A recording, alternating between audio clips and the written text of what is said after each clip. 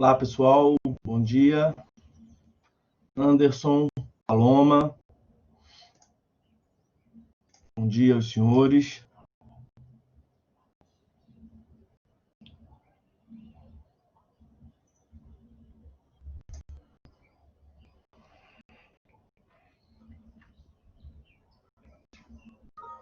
Bom dia, querida. Vamos lá?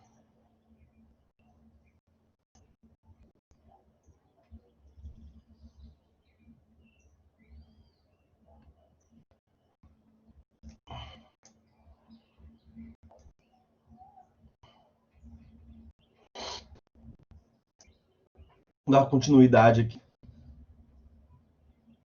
pelas anotações que eu tenho.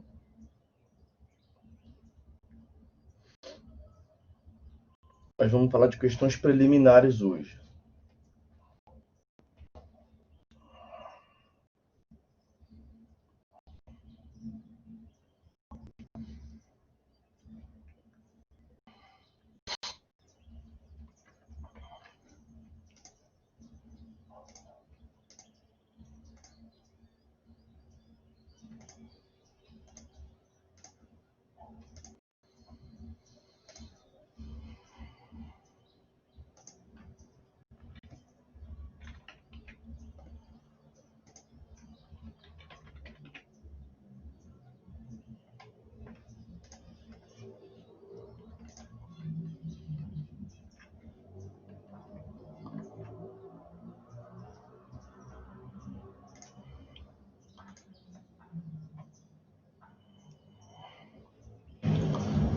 Vamos lá, então, pessoal. Dando prosseguimento aqui, ao estudo do procedimento comum da tutela cognitiva e, mais precisamente, da contestação como modalidade de defesa do réu.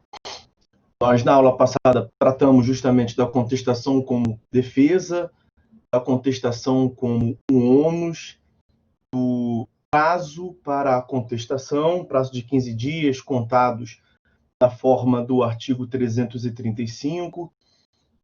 Tratamos da contestação do princípio da eventualidade na contestação, artigo 336. O réu deve apresentar todas as suas defesas na contestação. E vimos justamente a classificação das defesas. Classificação das defesas que pode levar a alguns critérios distintos, como o critério da preclusão. Quanto à preclusão, a defesa pode ser objeção, aquela que não se submete à preclusão, ou exceção, aquela que está sujeita à preclusão. E quanto ao conteúdo em si da defesa, a defesa pode ser uma defesa de mérito ou uma defesa processual. Na aula passada, analisamos a defesa de mérito. A defesa de mérito, que pode ser defesa de mérito direta, defesa de mérito indireta.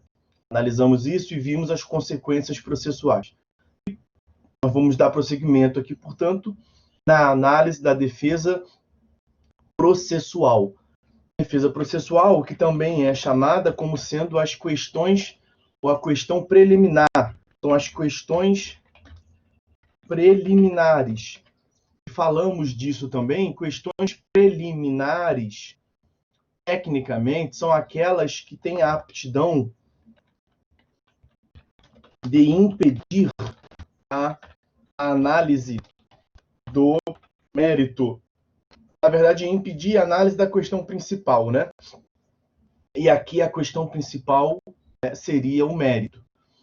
Então, a questão preliminar, propriamente dita, é aquela que impede a análise do mérito.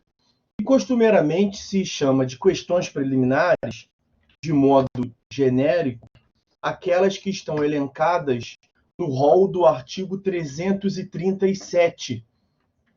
Rol do artigo 337. No capítulo, portanto, da contestação. Esse que eu lhes trago agora, olha. Incumbe ao réu, antes de discutir o mérito, alegar. Tem uma série de incisos, tem um rol com 13 incisos, que nós abordaremos aqui um por um. É até uma boa oportunidade para que nós venhamos a recordar institutos de natureza processual e vejamos e recordemos as consequências deles.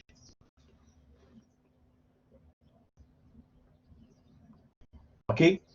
Sempre recordando aos senhores que para que o processo avance para a resolução do mérito, o juiz analisa aspectos processuais como as condições da ação, os pressupostos processuais, e aí só então ele avança, portanto, à análise do mérito. Então, as questões preliminares, ora se associam às condições da ação, ora se associam a pressupostos processuais. Então, se houver algum vício processual insanável que impeça a análise do mérito, o juiz porá fim ao processo, justamente porque o vício é insanável. O processo é inválido, não pode prosseguir a análise do mérito. Se o vício for naturalmente sanável, nós já vimos mais de uma oportunidade que prepondera o princípio da primazia da resolução do mérito, e a solução, portanto, é a sanabilidade, a correção do vício. Pois bem, em cada um desses incisos que nós vamos analisar, nós veremos qual é, portanto, a consequência diante do eventual acolhimento por parte do juiz quanto a essa alegação do réu, porque o que nós estamos aqui analisando é uma alegação defensiva do réu. O réu alega eventual vício processual.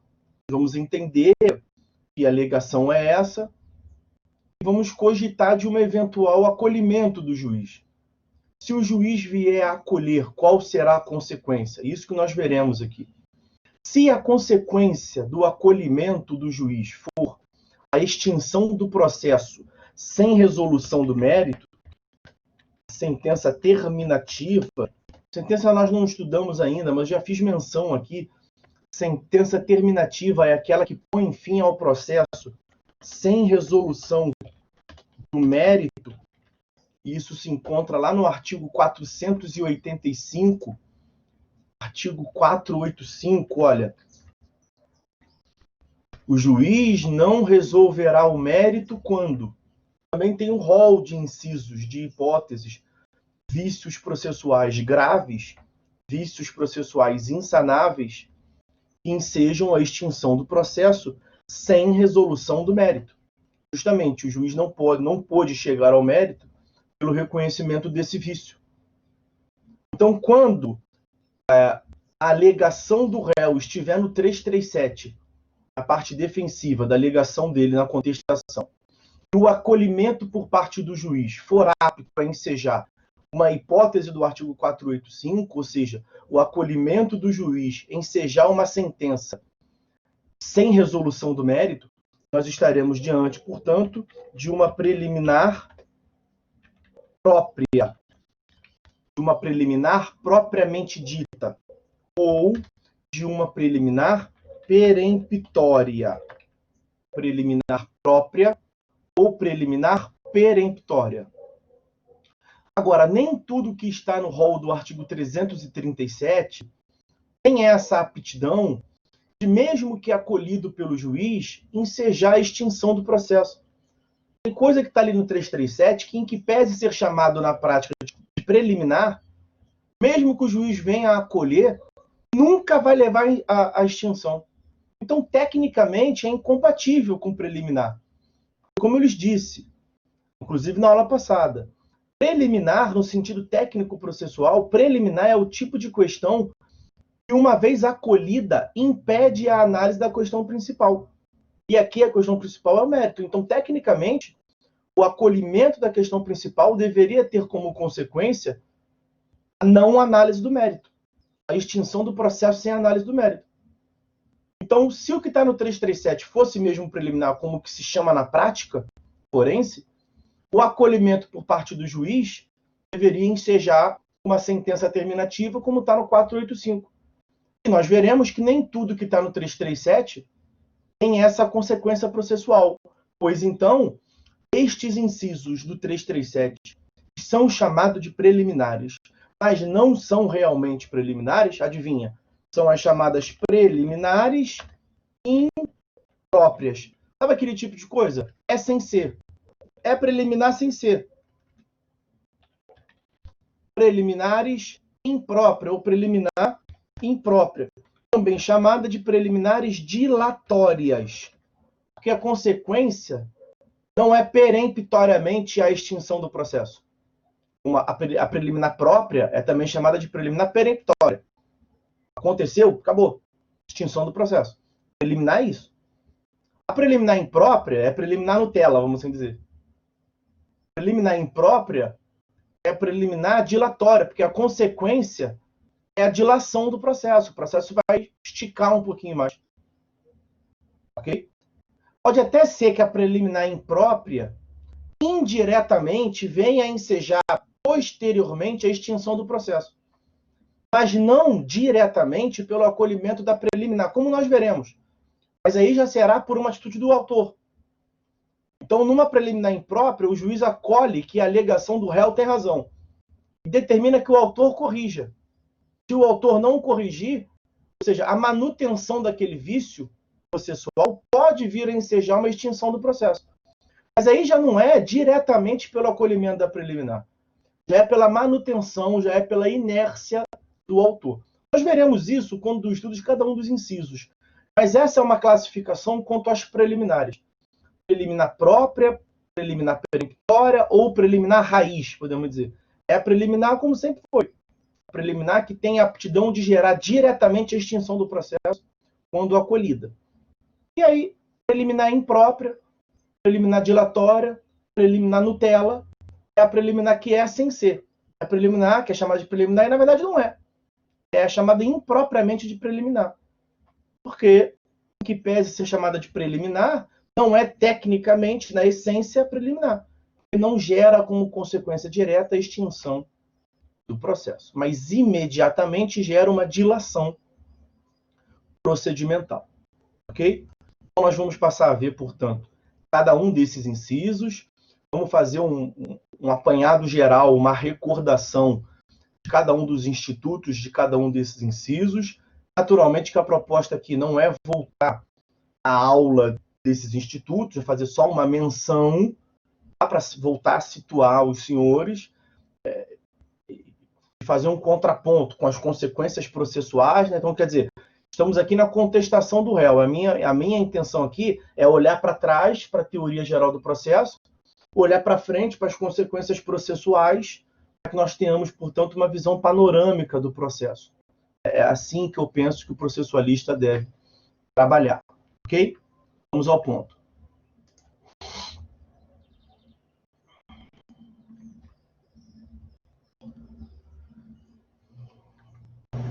Vamos, naturalmente, começar pelo inciso 1º do artigo 337.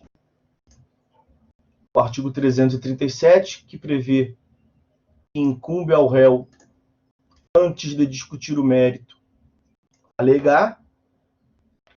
Ele tem no seu inciso 1º a previsão de que incumbe ao réu alegar a inexistência ou a nulidade da citação. Quem é essa citação? Citação é um ato essencial ao processo, relevantíssimo. A citação é um pressuposto processual de validade do processo. Sobre ela nós falamos em Teoria Geral do Processo 2. Lembra? Falando até de uma discussão se ela é pressuposto de existência, de validade do processo. E aí vimos que o artigo 239 do CPC espanca de dúvidas se ela é ou não pressuposto processual de validade. Agora está afirmado em texto de lei. Olha o 239 aí. Para a validade do processo é indispensável a citação do réu. É indispensável a citação para que o processo seja válido. Tudo bem, não em todos os processos. Nós temos duas exceções ali, que era justamente o que dava pano para manga para aquela discussão que eu mencionava. Ressalvadas as hipóteses de indeferimento da petição inicial, que tratamos aqui, realmente no indeferimento da petição inicial, o processo começa, se desenvolve e acaba só com a participação do autor e juiz. O réu não é nem chamado a participar. Não tem citação e teve processo. Ok, é verdade. O processo acaba antes da fase da citação. Beleza. Ou da improcedência liminar do pedido. Julgamento liminar de improcedência. Do 332. Então, indeferimento da petição inicial, 330. Improcedência liminar do pedido, 332. Esses dois casos, aquele quadro que eu botei para os senhores do procedimento como um todo, não chegou na citação ainda. Então, nesses casos, o processo começou, se desenvolveu e terminou uma relação processual envolvendo só autor e juiz. O réu não foi chamado a participar. Ok, são casos excepcionais. Mas, o que está implicitamente constando desse dispositivo? Para que o processo seja válido em uma relação processual que envolva o réu, é necessário ter a citação. E aí nós estamos aqui no momento processual já da contestação. E aí, claro, se estamos falando da contestação, que é um ato do réu, o réu já faz parte do processo. E a partir do momento que o réu faz parte do processo, ou o réu deveria fazer parte do processo, e tem um sujeito passivo, um dos grandes problemas que nós temos aqui é, por exemplo, o risco da homonímia. Pessoas com o mesmo nome. Então, você citou a pessoa errada, por exemplo. Tem nulidade da citação. Não é a pessoa certa que está ali. Então, a inexistência ou a nulidade da citação acarreta vícios gravíssimos para o processo. Como estamos ali dizendo, é uma consequência imprescindível para a validade do processo. A citação, ela é considerada, vimos, só para recordar, falei sobre isso lá, a citação, ela é tida como um vício transrescisório, porque está para além da rescisão. Ser um vício transrescisório significa que cabe, e é cabível, a chamada querela nullitatis.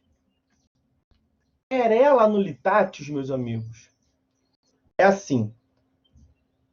Vício transrescisório significa o cabimento de querela nullitatis. Querela nullitatis significa o cabimento de uma ação de nulidade, mesmo depois da ação rescisória. Porque a ação rescisória já é uma ação restrita para se desconstituir, para rescindir uma sentença transitada em julgado. Ou seja, o processo foi até o final, acabou, transitou em julgado, fez coisa julgada, é definitivo. Ninguém mais pode mexer. Essa é a regra. Não falamos sobre coisa julgada nesse semestre ainda, mas falamos lá em Teoria Geral do Processo. Uma das características da jurisdição é a imutabilidade. A imutabilidade que é própria da coisa julgada. Então ninguém pode mexer. Ninguém pode mexer, tem um asterisco. Salvo nas hipóteses excepcionais de ação rescisória. As hipóteses excepcionais de ação rescisória estão previstas no artigo 966 do CPC, artigo 966 do CPC. Não há, no 966 do CPC, um dispositivo específico, falta ou nulidade da citação. Mas você pode propor ação rescisória para desconstituir uma sentença por falta ou nulidade da citação, com base nesse inciso 5º aqui, e vocês vão estudar isso na aula própria. Aí estão olhando para frente, lá em Processo Civil 3. Tá? Então, é cabível a ação rescisória. Acontece que a ação rescisória, ela se sujeita a um prazo decadencial de 2 anos. Então, é assim, nós temos um marco temporal, que é o da coisa julgada. Da coisa julgada para frente, não se pode mais mexer. Para a imensa maioria dos casos. Então, você já faz um filtro. Só que tem algumas hipóteses, artigo 966. Algumas hipóteses que são vícios processuais muito graves, que o ordenamento jurídico admite a rescisão, o cabimento de ação rescisória. Não. Vamos permitir a desconstituição, vamos fragilizar, vamos baixar a bola da segurança jurídica, Porque aqui pode ter um vício processual muito grave, como uma decisão proferida contra um sujeito que não teve contraditório, porque teve vício ou nulidade na citação. Então vamos investigar isso aí. Vamos ver se realmente o que ele está alegando aconteceu ou não aconteceu. Ok? Então aí é um filtro, aí estão em algumas poucas hipóteses.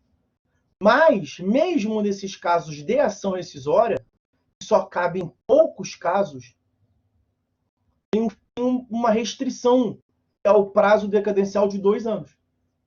Então, além do filtro de caber em poucas hipóteses, tem uma outra barreira, que é o prazo decadencial de 2 anos. Então, passado esse prazo decadencial de 2 anos, forma-se o que se costuma chamar de coisa soberanamente julgada. Então, é assim, eu fui a juízo contra o fulano de tal. Fulano de tal não foi citado. O juiz condenou fulano de tal a me pagar. Aí eu tenho o mínimo conhecimento de processo civil. Eu falei assim, não, cara, cabe ação rescisória ainda. Vou ficar quieto aqui na minha, vou esperar passar os 2 anos. E se eu provocar aqui, fulano de tal tomar conhecimento, fulano de tal pode, nesses 2 anos, mover uma ação rescisória e aí vai embaralhar aqui meu processo, vai mexer e vai desconstituir tudo. Eu vou esperar passar esses 2 anos, vou ficar quieto aqui na minha. Depois de 2 anos de transitado em julgado, aí eu vou lá atrás dele, que aí não tem o que fazer. Porque depois de passado 2 anos do trânsito em julgado, não cabe mais ação rescisória. E aí aquela coisa julgada para geral forma ainda coisa soberanamente julgada, porque aí nem ação rescisória cabe, ok? Aí não tem o que fazer. Não, até poderia agir de má fé, mas aí não tem o que fazer.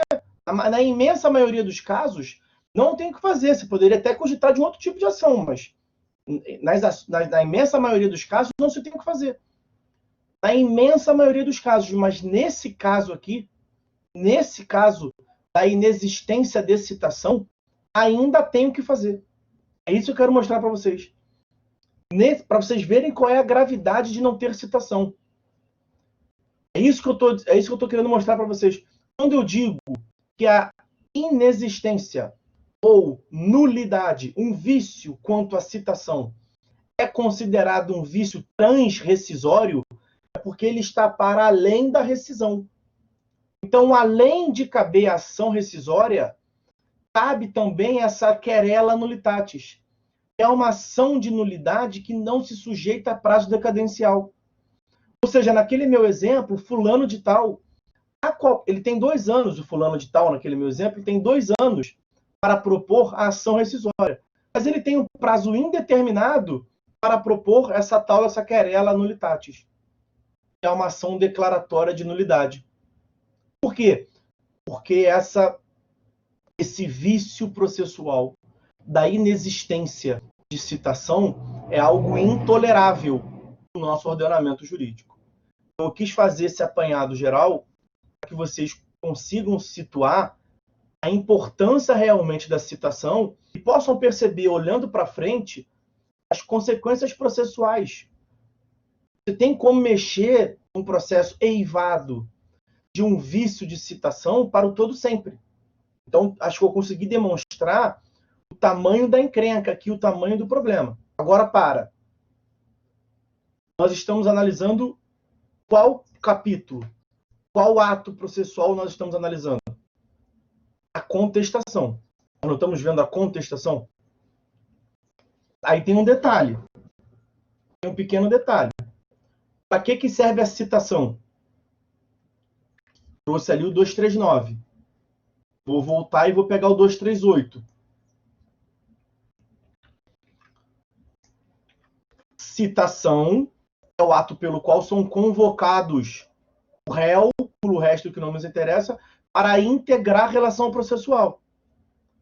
Então, se o réu contestou alegando a nulidade de citação, o que importa é que ele contestou. O que importa é que ele tomou conhecimento do processo. As outras hipóteses que eu mencionei para os senhores até agora estavam num estágio do processo lá na frente. Ação rescisória, querela nulitatis, lá na frente, acabou o processo. Nessa hipótese que nós estamos cogitando agora, o processo está no começo. ele está contestando. É o primeiro ato processual, tirando a participação da audiência de conciliação e mediação, qual é o primeiro ato processual que o réu pratica? Contestação. Teve vício processual, ele está alegando, excelência, a citação não foi perfeita não, hein? Teve um vício na citação. O que o juiz dirá? Mesmo que o juiz diga, tem razão, réu, teve um vício, mas tu tá aqui, ué. Mas a citação tem a finalidade de te trazer para cá. E tu está aqui. Toca brasa no processo. Por quê? Nós também vimos no capítulo das nulidades, que não se reconhece nulidade sem prejuízo. Olha o que prevê o artigo 282, parágrafo 1º. 282, parágrafo 1º.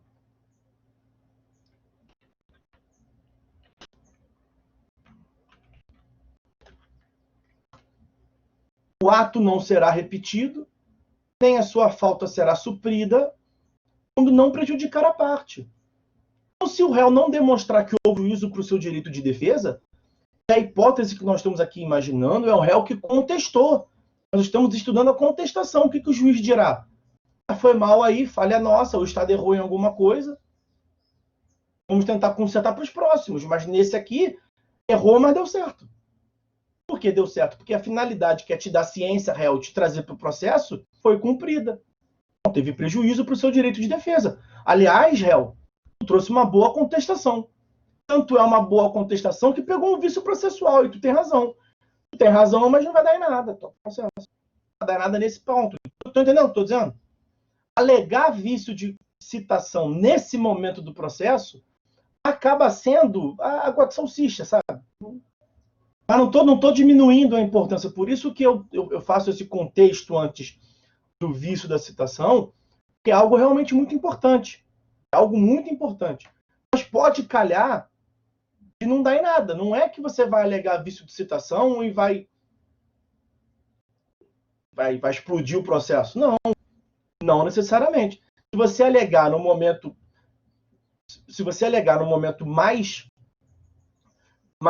no momento inicial do processo, não tem para onde retroagir.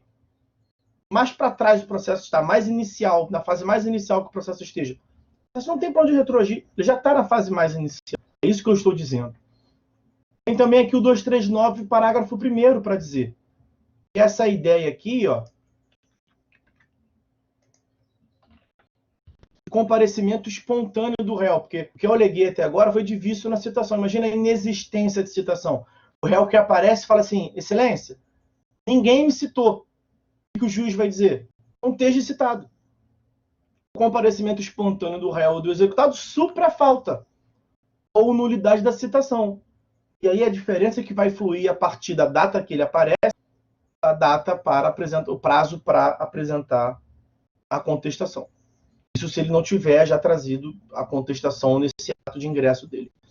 Então, essas as considerações que eu queria fazer sobre a citação. Então, se o réu traz na sua defesa, na sua contestação, uma alegação de inexistência ou nulidade na citação, mesmo que o juiz venha a acolher, o juiz, em alguma hipótese, vai extinguir o processo?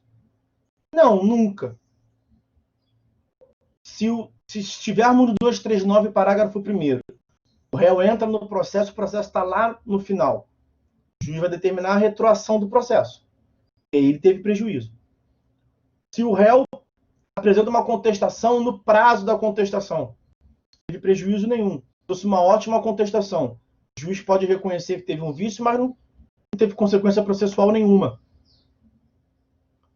Nesse momento do processo, portanto, o reconhecimento da inexistência ou nulidade da citação pode não ter consequência processual grave nenhuma. E mesmo que tenha consequência processual grave, a consequência nunca será a extinção do processo.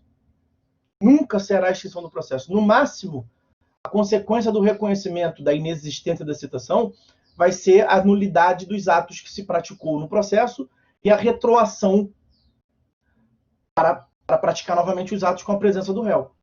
Então, esse inciso primeiro é uma daquelas questões preliminar é uma preliminar imprópria.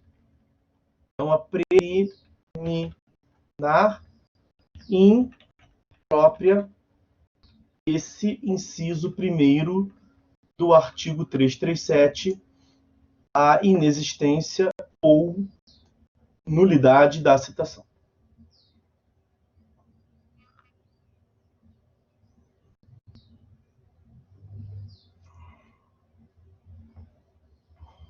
Vamos seguir.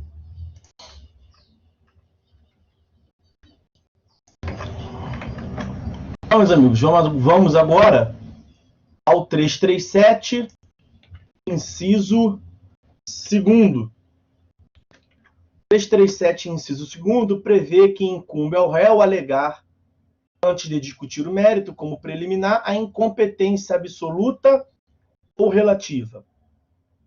O que se tem aqui para falar sobre incompetência absoluta e relativa? Bom, vocês devem se lembrar que existem vários critérios que determinam a competência do juízo. Matéria, pessoa, função, valor da causa, território. Matéria, pessoa e função são do nível de competência absoluta. O valor da causa e território são de competência relativa. Né?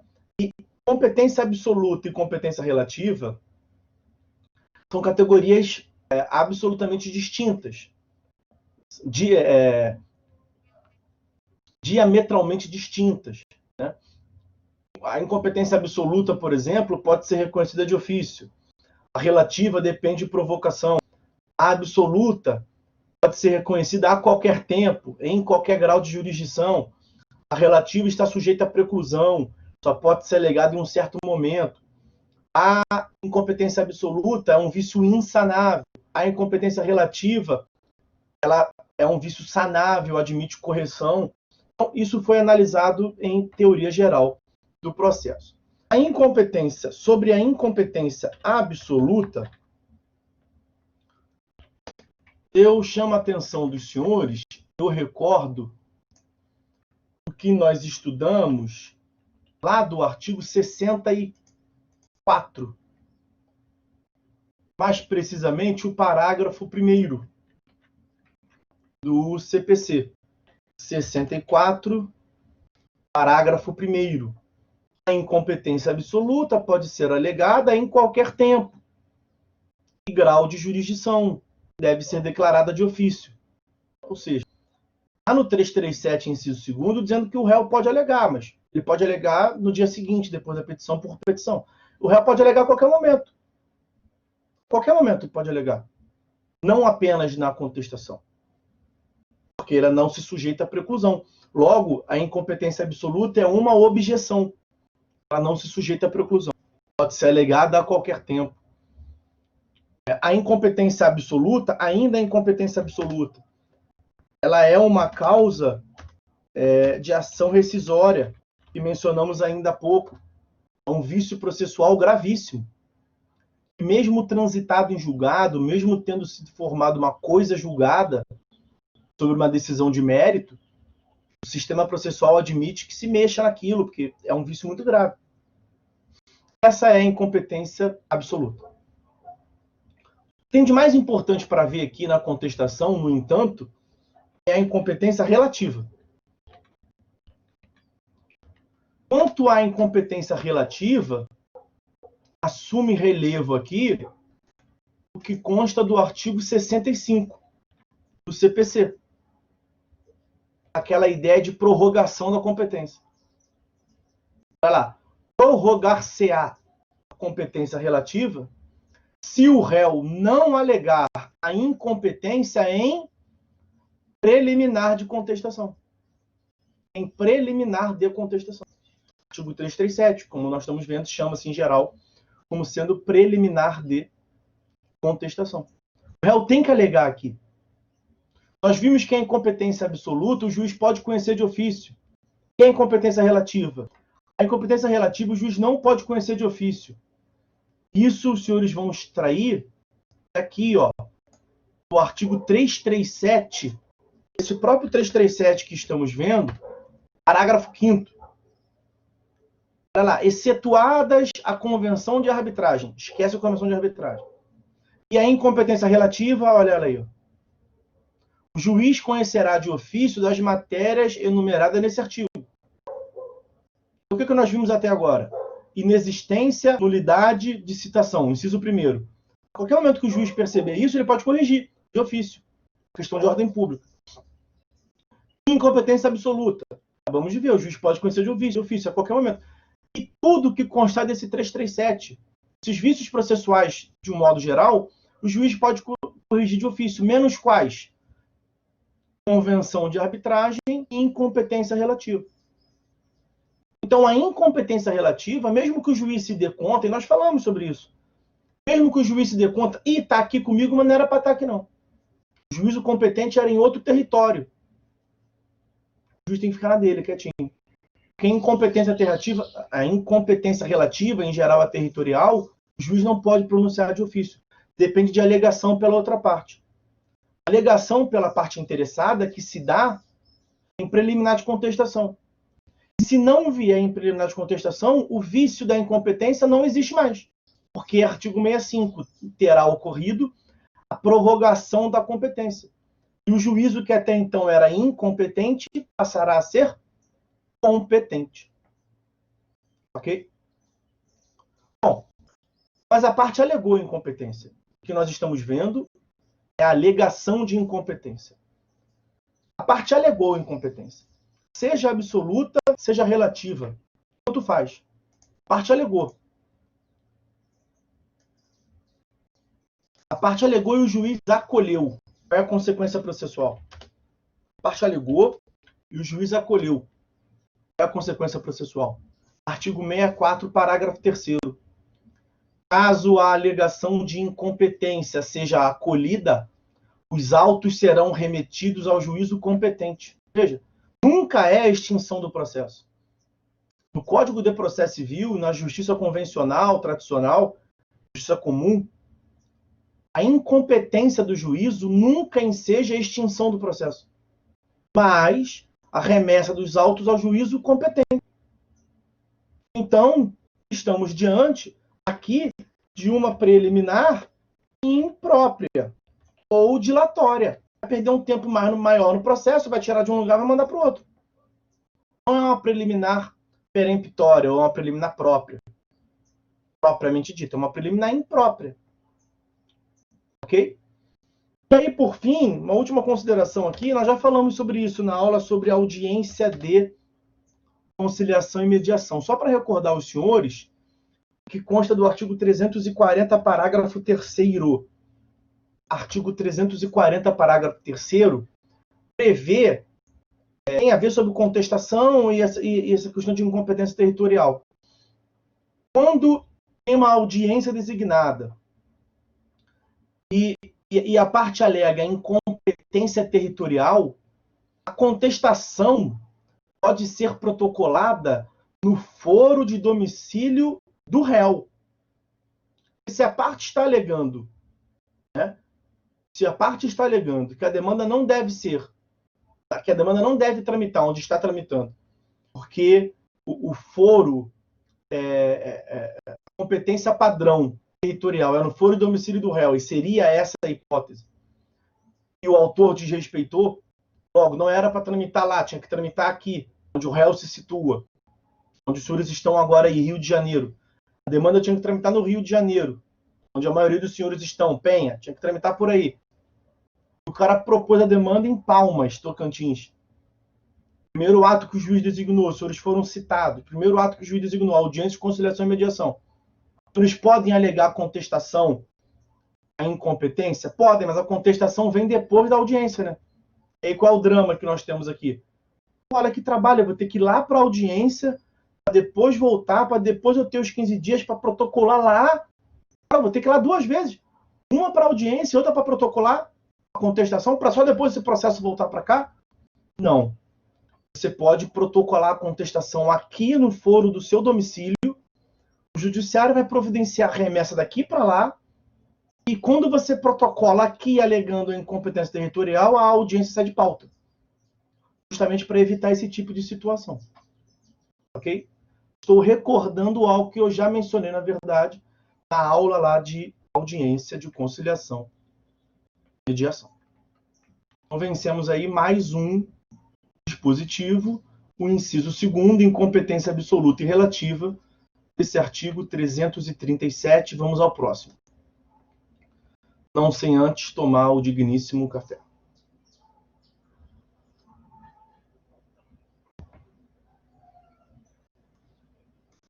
Sigamos.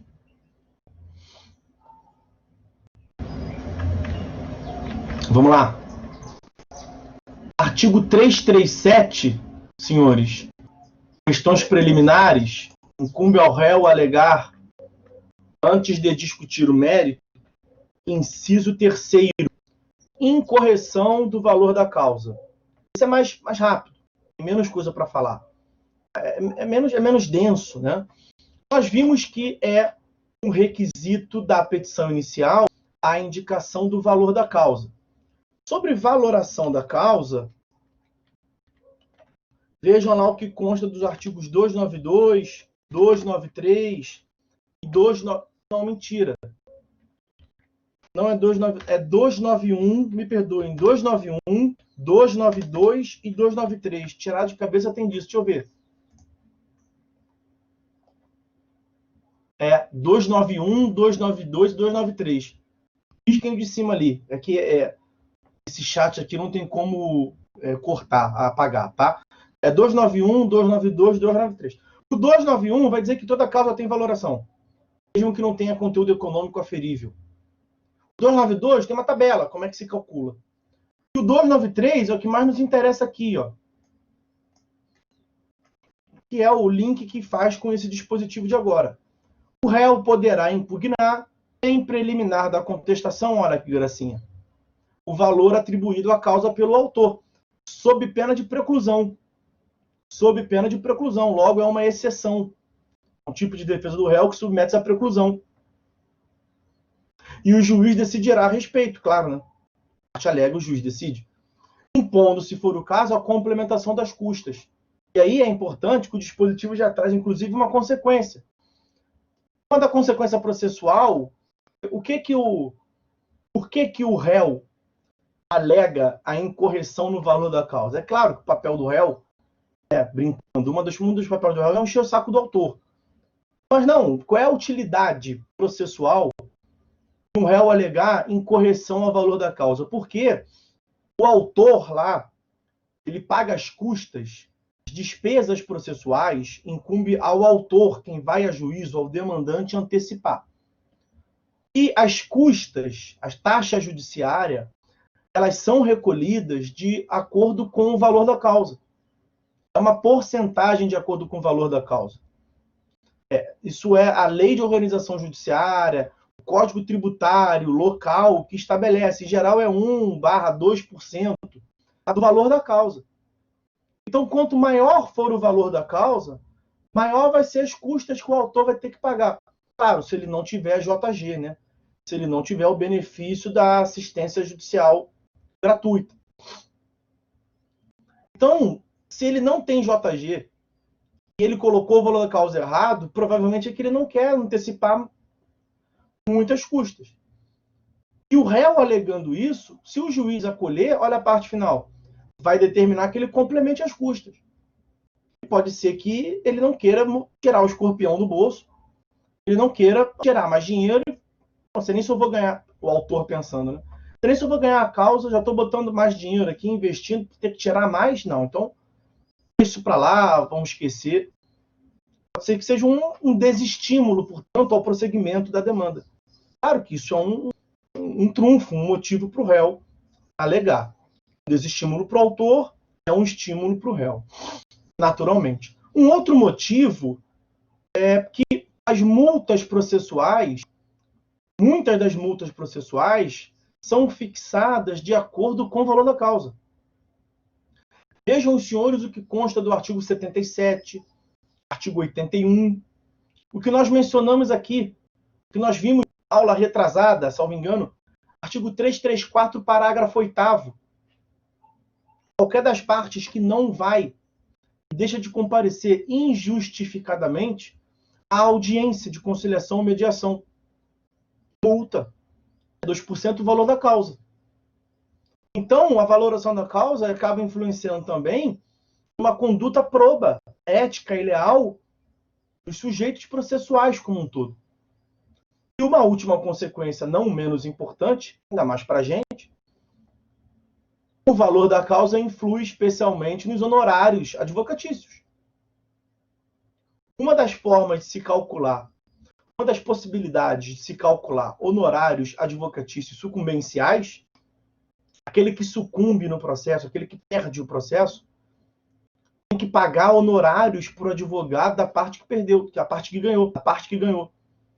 Honorários sucumbenciais não se confunde com honorários contratuais. Todos terão aqui uma disciplina de deontologia, verão isso. Honorários contratuais é a relação da parte com o seu advogado. Honorários sucumbenciais é a relação da parte com o advogado da outra parte. A parte que perdeu paga de 10% a 20% ao advogado da parte que ganhou. E aí, se houver condenação, é em cima da condenação. Mas se não houver condenação, pense o réu. O autor foi a juízo e pediu 100 mil reais. Não teve condenação, porque foi julgado improcedente. Esses honorários de sucumbência vai ser em cima de quê? Do valor da causa. Então é importante, especialmente, para o advogado do réu também. Não apenas para o réu, mas para o advogado do réu também. É interessante para os senhores que fiquem atentos a esse tipo de situação. Ok? Isso que se tinha para falar aí sobre esse inciso terceiro. A parte alegou incorreção ao valor da causa. O juiz acolheu. Autor, está errado. Vai colocar fim ao processo imediatamente? Não. Parte final do 293. Vai intimar o autor para complementar. Providência imediata é essa. Autor, está errado. Corrija e complemente as custas. Então, essa é uma preliminar imprópria. Por que preliminar imprópria?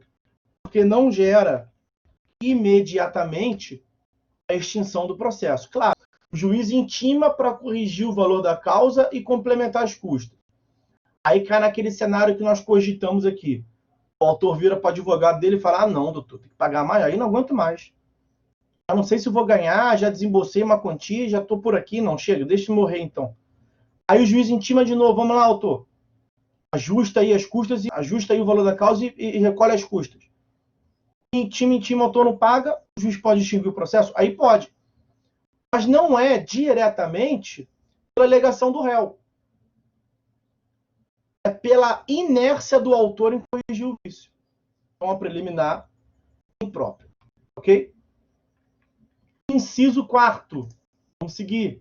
337, inciso 4º. Esse também é rápido. Esse nós vimos aqui, inclusive, nesse semestre. O réu pode alegar na contestação inépcia da inicial. Quem é essa inépcia da petição inicial? O que é a petição inicial inépcia? Não é inépcia, é inepta. O que é a inépcia da petição inicial? É a petição inicial justamente inepta. É a petição inicial não apta. É a não aptidão da petição inicial. Aonde se encontra isso? Artigo 330, inciso 1º, combinado com o parágrafo 1º do CPC. Vou lá pegar. Já fui em tanto lugar pegar os dispositivos. Ó, a petição inicial será indeferida quando for inepta.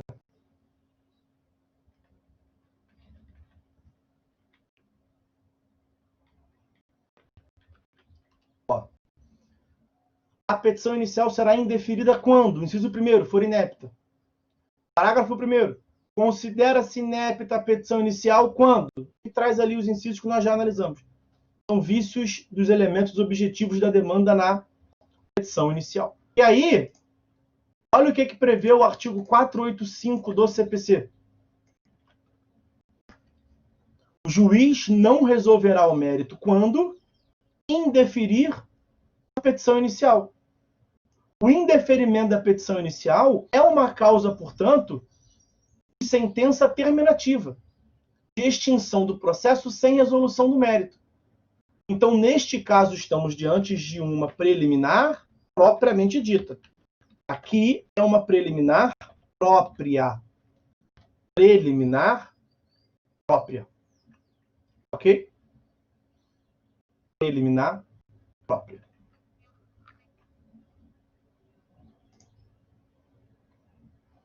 Pausa para o café.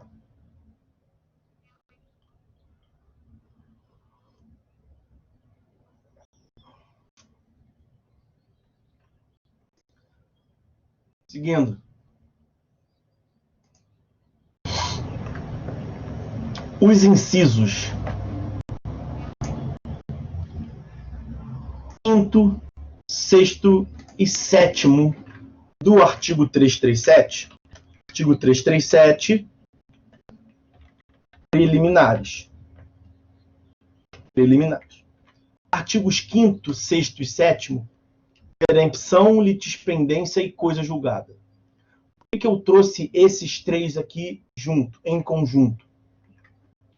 Porque o artigo 485, no inciso 5º, 485, inciso 5º, faz menção à extinção do processo sem resolução do mérito pelo reconhecimento da existência da perempção, da litispendência ou da coisa julgada. Então, esses são tidos, como nós vimos lá, como pressupostos processuais negativos. São fenômenos processuais que não podem se manifestar no processo. Pressupostos processuais negativos. E são também, já podemos adiantar, preliminares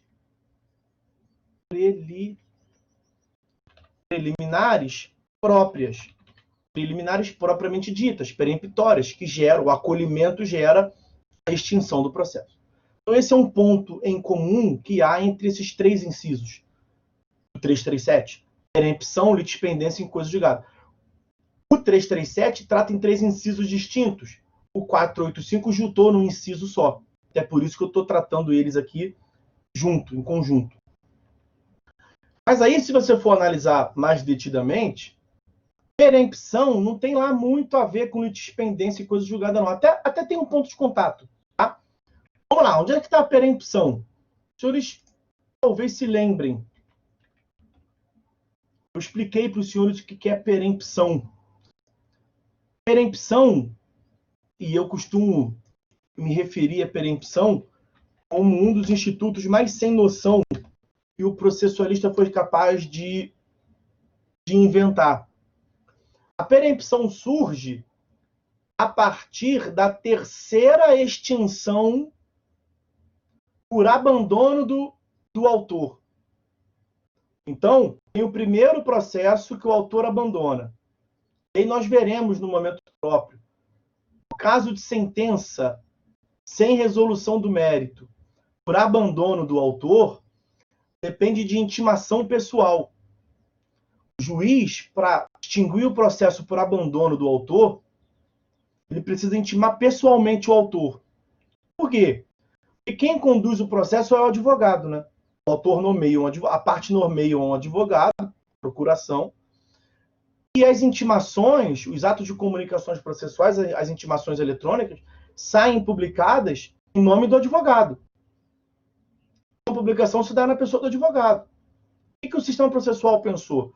Se o processo está parado e o autor precisa fazer o processo andar, antes de extinguir o processo, por abandono, vamos intimar o autor, porque pode ser uma inércia do advogado. Sei lá, vai que o advogado morreu.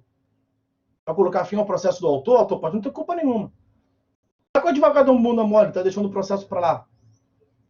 Para penalizar o autor, a parte pode não ter culpa nenhuma. Então, antes de colocar fim ao processo sem resolução do mérito, intima pessoalmente o autor. Pois é assim que é. Então, nós temos um primeiro processo, o autor abandona, o juiz o intima pessoalmente, dá 5 dias para ele movimentar o processo, ele não movimenta.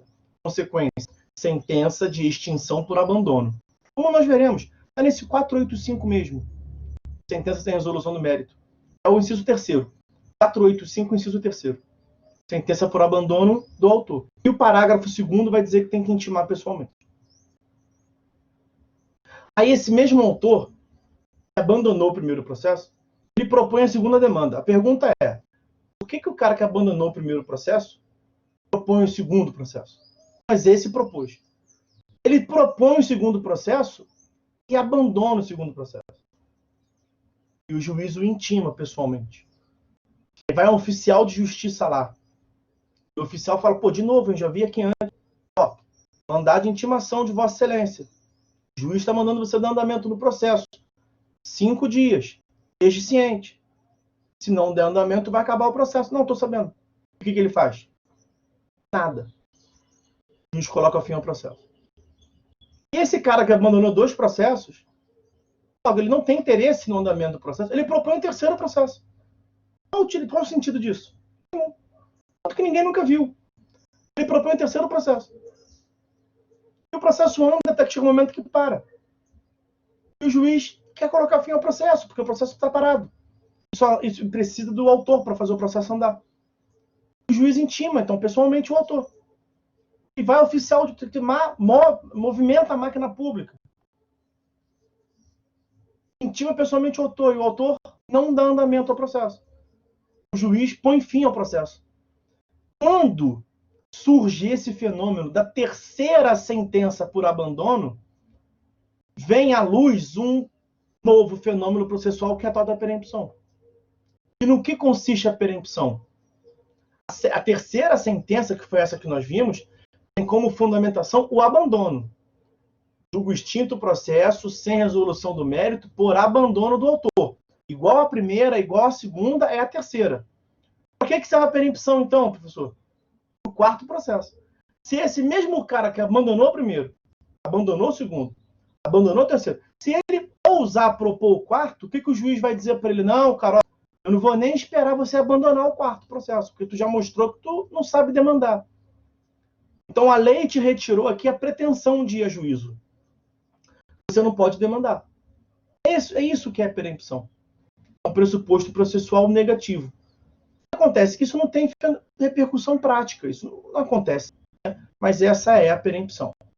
Mas se isso vier a acontecer, e o réu estiver diante dessa situação, a quarta manifestação, tendo as 3 anteriores tendo sido abandonadas, tendo sido extinta por abandono unilateral do autor, o réu pode alegar, e se o juiz vier acolher, ele vai extinguir o processo, é uma preliminar própria. Mais importante do que isso, e aí que tem repercussão realmente prática, é a litispendência e a coisa julgada. E aí dá para estudar também em conjunto. Olha o parágrafo 1º. Me perdoem, parágrafo 1º do 337, tá? O parágrafo 1º do artigo 337. Vou colocar de novo aqui para evitar. 337, parágrafo 1º.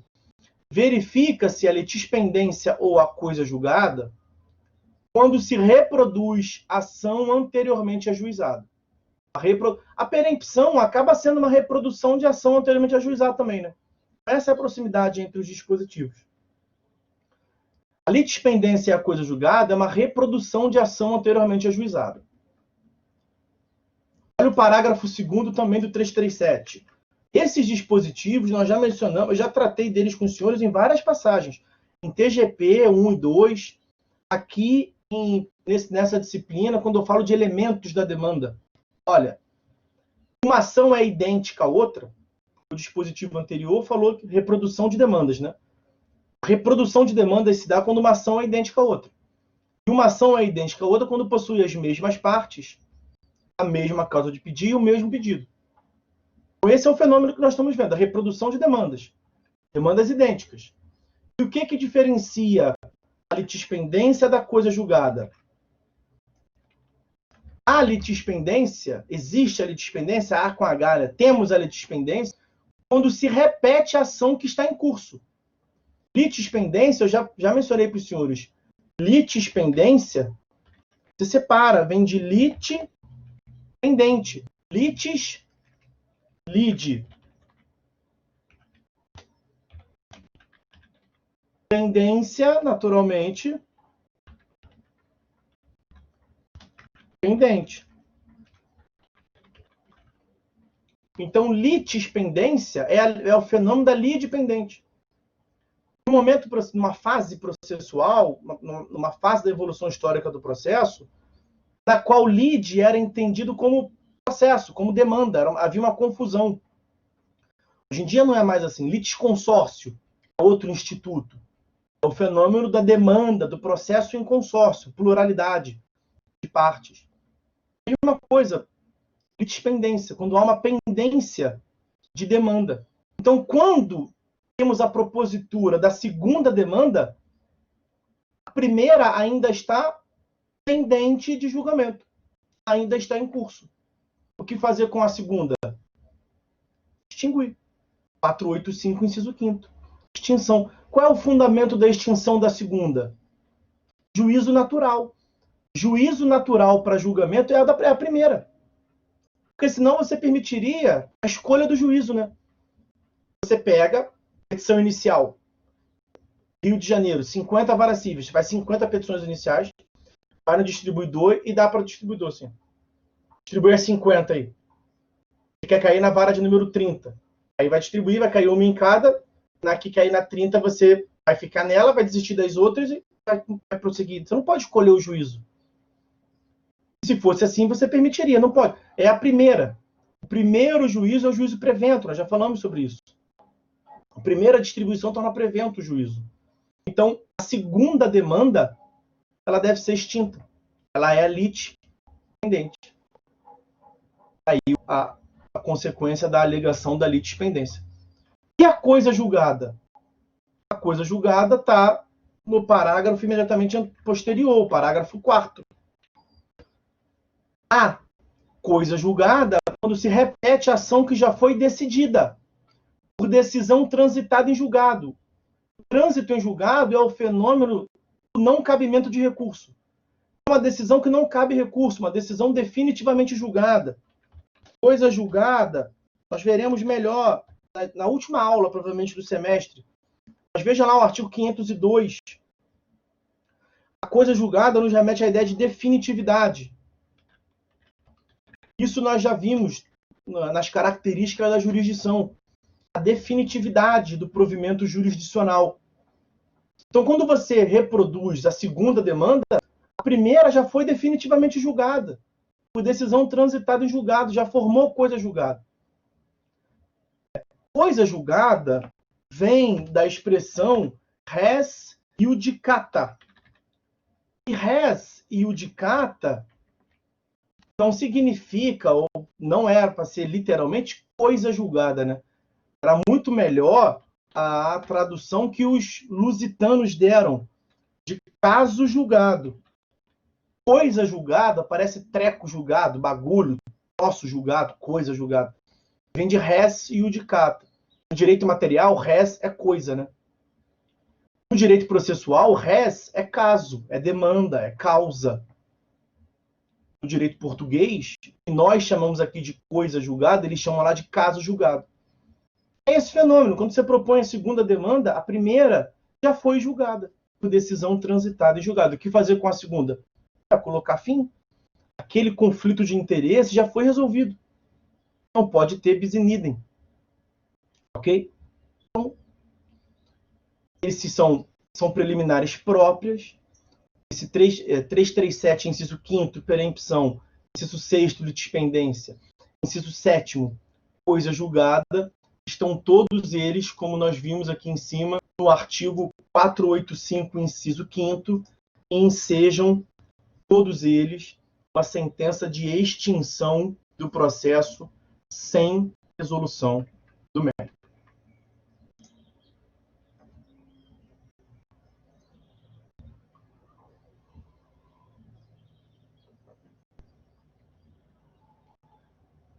Seguindo, senhores.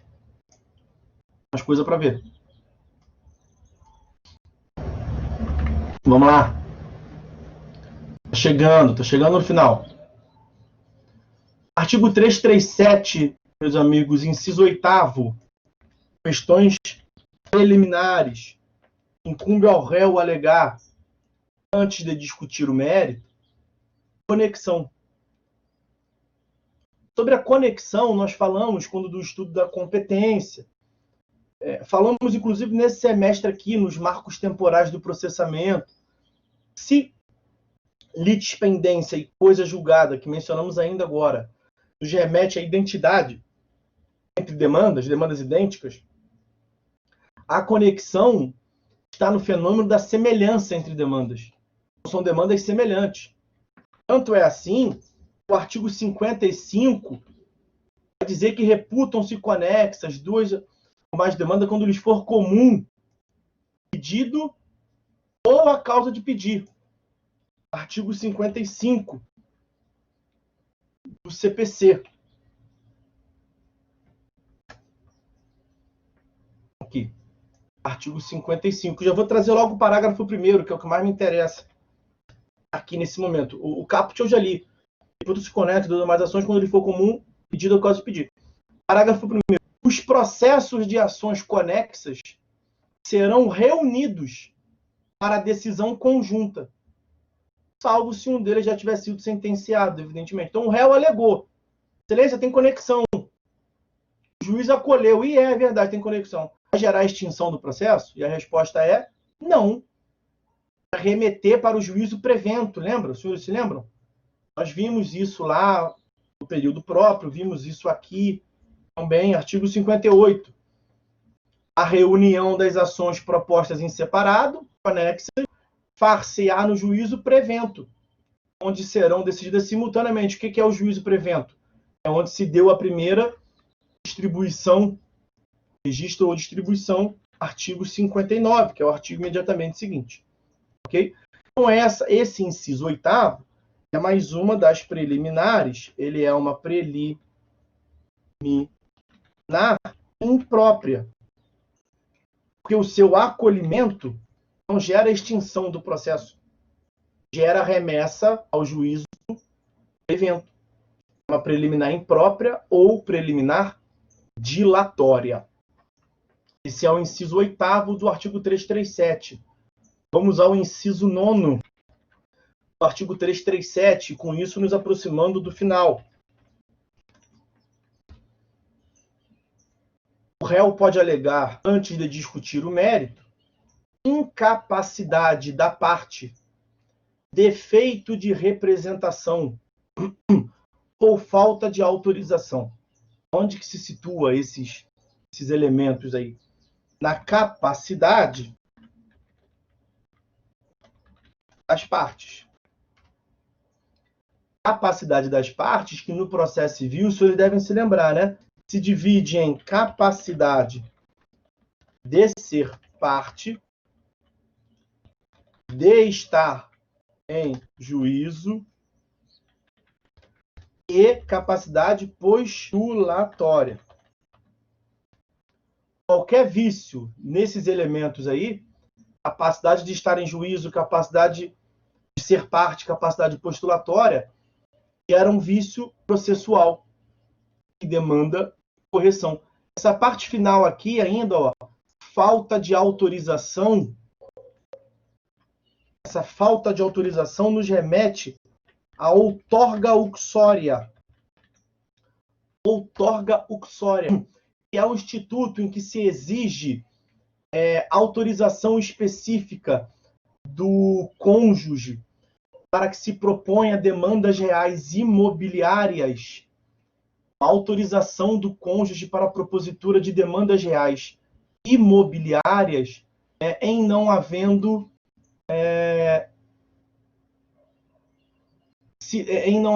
regime de separação absoluta de bens.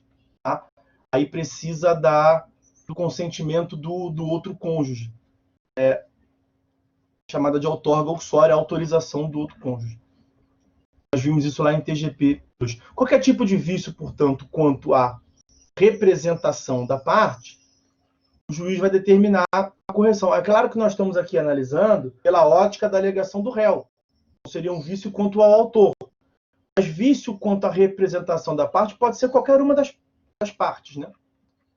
E aí, se o juiz vier a acolher essa alegação do réu, de que há um equívoco Isso que eu mencionei ainda há pouco, ó, autorgussória, eu estava aqui procurando, achei, está aqui. Ó. Artigo 73 da autorgussória. O cônjuge necessitará do consentimento do outro para a procuração que verse sobre o direito real imobiliário, salvo o regime da separação absoluta. Pronto. Buguei a mora. Paguei. E aí, agora a consequência. Artigo 76. O réu alegou. O juiz acolheu e em um vício do autor. O que o juiz fará? Vai extinguir o processo? Não, ó. Verificada a incapacidade processual ou a irregularidade da representação da parte, o juiz suspenderá o processo e designará prazo razoável para que seja sanado o vício. Tem algumas questões de representação da parte que demandam um tempo. Imagina se é uma questão de espólio, por exemplo, de inventariante. Aí você não resolve em 5, 10 dias. O juiz suspende e dá um prazo razoável. Pode ser meses. Você pode designar, suspende o processo por 2 meses para resolver. E assim é feito. Para dar um prazo. E aí qual é a consequência? Veja. Corrigido esse vício, o processo segue. Descumprida a determinação de correção do vício quanto à capacidade da parte, olha, descumprida a determinação, caso o processo esteja na instância originária, que é a hipótese que nós estamos aqui cogitando, inciso primeiro, o processo será extinto se a providência couber ao autor. É disso que nós estamos vendo. Se a providência couber ao réu, o processo não vai ser extinto, né? Porque senão todo réu provocaria falha na sua representação, extinção do processo. Claro que não.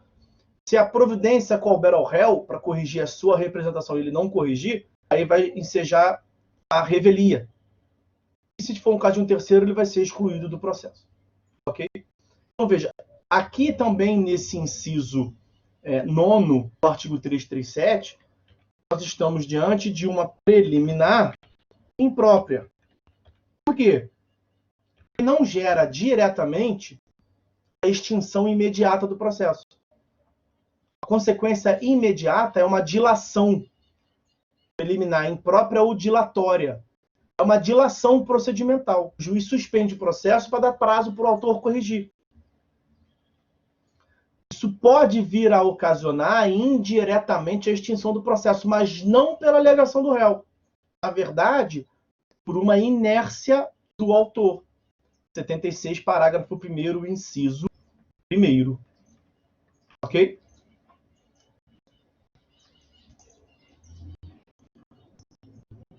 Sigamos. Acabando. Agora, meus amigos, artigo 337, inciso 10. Esse aqui tem bastante coisa para falar. Artigo 337, inciso 10. Questão preliminar. Incumbe ao réu, antes de discutir o mérito, alegar convenção de arbitragem. Olha, sobre a arbitragem, nós falamos quando do estudo dos métodos alternativos de soluções do conflito. A arbitragem ela é regida pela Lei 9.307 de 96. A arbitragem já teve a constitucionalidade afirmada pelo STF, a homologação de sentença estrangeira 5206 pelo STF. O STJ considera a arbitragem uma manifestação de uma tutela jurisdicional pela iniciativa privada. Isso se encontra no conflito de competência número 111.236, julgado pelo STJ. A decisão do árbitro é tido como uma sentença arbitral e é um título executivo. Vejam que encontra no artigo 515, inciso 7º do CPC. Noções gerais sobre a arbitragem. Convenção de arbitragem é um gênero que tem como espécie. Então, convenção é igual a um gênero. Espécies, que tem como espécies cláusula compromissória de um lado e compromisso arbitral de outro. O que diferencia a cláusula compromissória e o compromisso arbitral? O momento de celebração. Tá? A cláusula compromissória se dá antes do conflito. O compromisso arbitral se dá depois do conflito. Nos dois casos, as partes celebram um ajuste de vontade no sentido de que não vão para o judiciário e vão resolver o conflito de interesse perante o árbitro. Só que na cláusula compromissória, veja, é mais uma cláusula do contrato. Um contrato que tem várias avenças e várias cláusulas, é mais uma das cláusulas. Geralmente lá no final, ao invés de constar a cláusula de eleição de foro, é uma de em geral uma das hipóteses, as partes vão resolver o conflito no foro de São Paulo, não é na justiça estatal, no foro de São Paulo. Não. Coloca que as partes vão resolver o conflito perante o juízo arbitral. Eu mesmo agora, em contato com a editora, para celebrar, para ceder os direitos autorais e para publicar o livro que está para sair, que está em vias final mesmo de sair, está previsto em contrato que qualquer tipo de má interpretação, conflito, vamos resolver perante a Câmara Arbitral de São Paulo. Não vamos perante o Poder Judiciário. Então, veja, é um ajuste de vontade. Não deu conflito, não estamos em conflito, pelo contrário, está tudo ótimo. É uma cláusula compromissória. Antes, portanto, de eventual conflito. E se as partes, primeiro aconteceu o conflito, depois as partes, vamos fazer o que agora? Deu ruim. Vamos fazer o quê? Não, o que nós sabemos é que nós não vamos poder judiciário. Vamos celebrar aqui um compromisso arbitral. Nós não vamos poder judiciário e que vamos resolver na arbitragem. Beleza, aí propõe na arbitragem. Então, o compromisso arbitral ele é posterior ao conflito. Naturalmente, é possível que se tenha conflitos de interesses, questões mal resolvidas quanto a ajustes contratuais, mas as partes não são inimigas. Isso é muito comum no ramo negocial, né? As partes têm lá um ponto de contato e essa visão que nós temos adversarial do processo é justamente o que nós queremos eliminar. Para você não levar com estranheza isso que eu falei, né? Deu o conflito e as partes conversam, e aí o que vamos fazer? Isso é comum até de acontecer no mundo negocial. As partes têm diversos contratos e elas querem continuar tendo. Mas têm maturidade para saber, olha, isso aqui eu penso que é uma coisa, você pensa de outra, vamos deixar uma pessoa resolver. Quem vai ser essa pessoa? Não vai ser um juiz de direito, porque nós não confiamos na justiça. É muito morosa, muito burocrática. Vamos mandar para um árbitro resolver. É essa a situação. E aí elas ajustam um contrato, um termo de vontade entre elas após o conflito. Compromisso arbitral. Então, convenção de arbitragem é um gênero do qual cláusula compromissória e compromisso arbitral são espécies. Requisitos. Muito rapidamente, requisitos. Tem que ser partes capazes, tem que ter consenso, naturalmente, um ajuste de vontade, manifestação da vontade livre, evidentemente, e tem que versar sobre direitos disponíveis.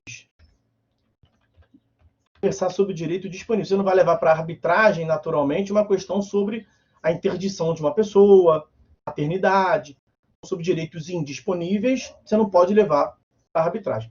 Direitos patrimoniais disponíveis, você leva para arbitragem se as partes forem capazes e estiverem de comum acordo, nomearão árbitro. Perfeitamente. Então, esse é um apanhado geral sobre a arbitragem. É um mundo à parte, é como se fosse, aspas, justiça privada. Quando eu digo aqui justiça privada, por isso que eu coloco entre aspas, naturalmente não é fazer justiça com as próprias mãos, não é isso. Não é autotutela, não estou falando disso naturalmente. Justiça prestada por um agente privado, né? Jurisdição, resolução de conflitos de interesse sem ser prestada por um juiz de direito. Pois bem, esse é o cenário. Quando as partes convencionam a arbitragem, seja por uma cláusula compromissória ou por um compromisso arbitral, é o que mais nos interessa isso aqui agora. Nós temos como consequência a exclusão da jurisdição estatal. A exclusão da jurisdição estatal. Por quê? A pacta sunt servanda, acordo de vontade tem que ser cumprido. Se as partes celebraram que não vão resolver aquele conflito de interesse perante o Poder Judiciário, e qualquer uma delas pudesse roer a corda, como eu digo, e propor demanda perante o Poder Judiciário, seria água com açúcar você prever esse tipo de instituto. Porque tem uma lei regulamentando, a qualquer momento a parte pode deixar aquele ajuste para trás. Então, para fortalecer o instituto, quando as partes convencionam que vão resolver perante a arbitragem, elas abrem mão da justiça estatal. Mas, ao mesmo tempo, nós temos o livre e universal acesso à justiça, né?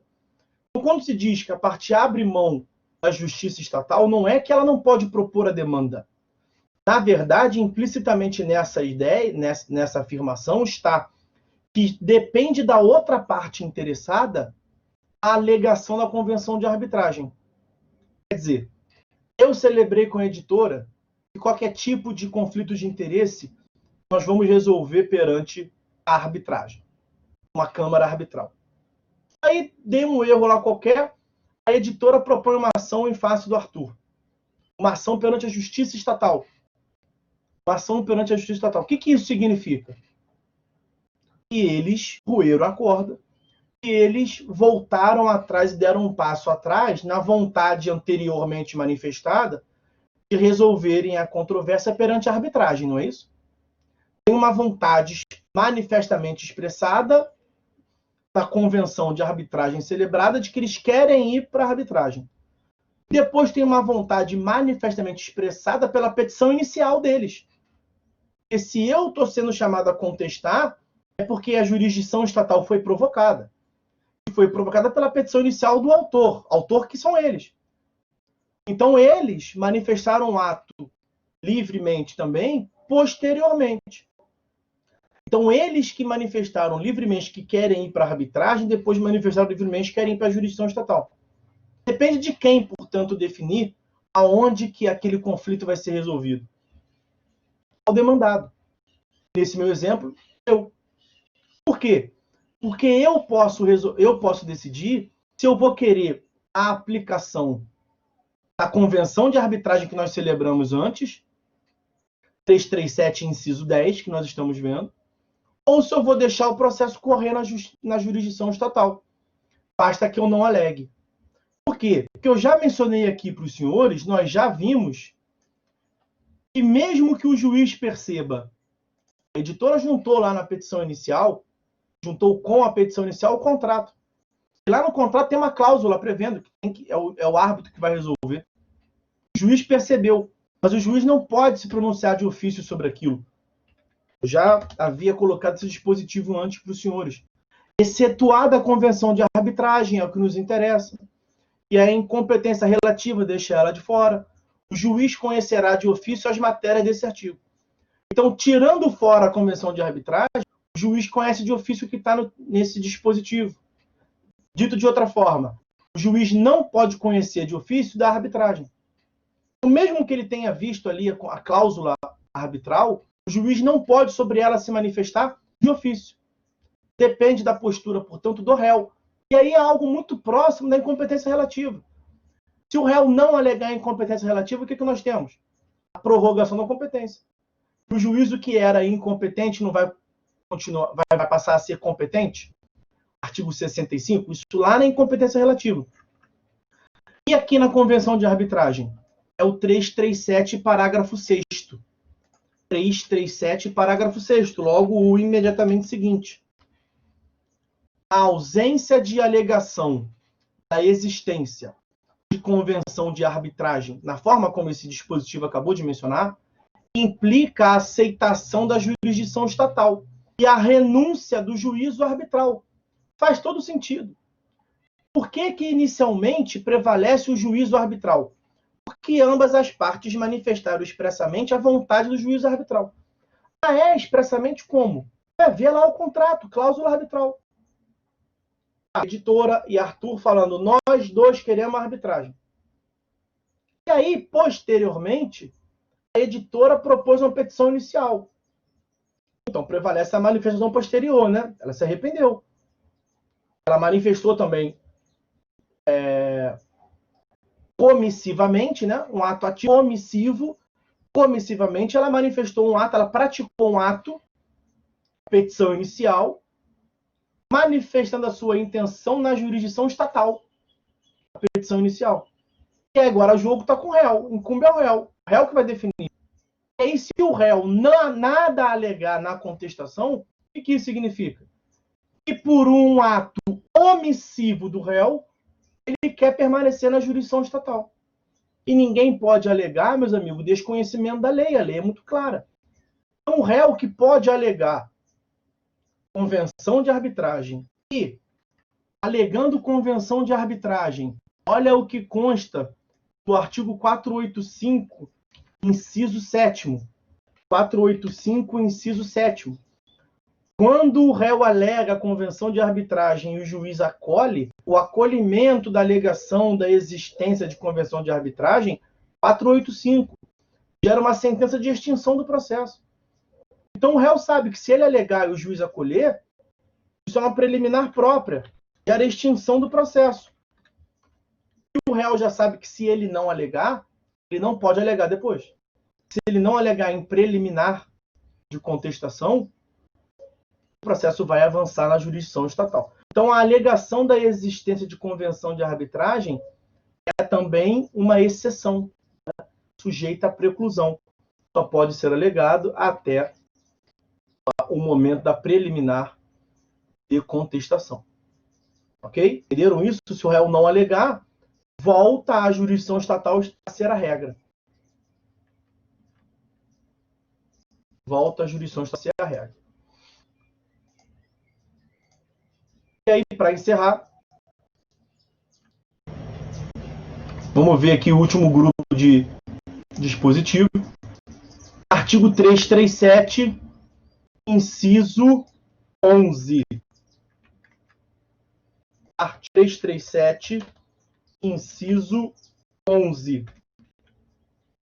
O réu pode alegar ausência de legitimidade ou de interesse processual. Legitimidade e interesse processual representam ou se inserem em qual categoria processual, senhores? Certamente os senhores sabem. Bons alunos que são, certamente os senhores sabem. Vou dar aqui uma outra luz, ó. Está lá no artigo 17 também. Artigo 17. Para postular em juízo, é necessário ter interesse e legitimidade. Também o artigo 485, inciso 6º, faz menção a esses institutos. Olha, 485, inciso 6º, o juiz profere uma sentença terminativa, sem resolução do mérito, quando ele verificar a ausência de legitimidade e interesse. Legitimidade e interesse, meus amigos, são condições da ação, né? Condições da ação. Ausente condições da ação, o juiz julga extinto o processo sem resolução do mérito. O artigo 337, inciso 11, que versa sobre as condições da ação, ele representa, portanto, uma preliminar própria, naturalmente, uma preliminar própria. O acolhimento da alegação de ausência de uma das condições da ação acarreta a extinção do processo. O inciso 12 desse artigo 337, inciso 12, ele é de menor aplicação prática, absolutamente excepcional. O réu pode alegar falta de caução ou de outra prestação que a lei exige como preliminar. Aqui, na verdade, é uma preliminar do autor, algo muito excepcional. Falta de caução. Vejam que consta do artigo 83 do CPC. A necessidade de recolher caução, uma caução prévia, para o autor estrangeiro ou o autor mesmo brasileiro que deixa de residir no Brasil no curso do processo e que não tem bens no Brasil suficiente para pagar as custas. O que esse dispositivo determina? Na verdade, o que o sistema processual imagina? Nós temos um livre e universal acesso à justiça, né? nós estamos autorizando que um estrangeiro que veio e pegou um navio, atracou aqui no Cais do Porto, propõe uma demanda aqui. Beleza. Uma coisa é ele poder propor a demanda aqui. Isso é uma questão. Uma outra coisa é ele gerar custos para a justiça brasileira e ficar por isso mesmo. Porque ele vai entrar no navio, vai embora, foi a primeira vez que ele pisou aqui, ele não tem bens no Brasil, ele não tem vínculo nenhum com o Brasil, ele nunca tinha vindo aqui antes, nada leva aqui que ele vai voltar aqui para participar de uma audiência. E se ele vier para a audiência e o juiz não veio, vai marcar para a semana que vem, nada leva aqui que ele vai vir para a audiência semana que vem. Então, quer dizer, vamos gastar dinheiro à toa nesse processo.